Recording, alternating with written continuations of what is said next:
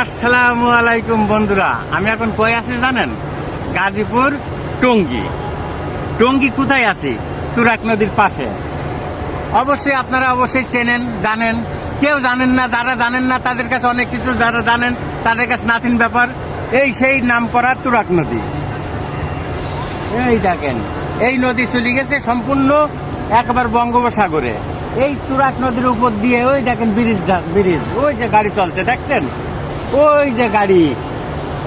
এই তুরাগ নদীর উপর দিয়ে ব্রিজ চলে গেল, তারির উপর দিয়ে ওভার ব্রিজ দিয়ে গাড়ি। তার পাশেই আছে বিশ্ব ইজতেমার মাঠ।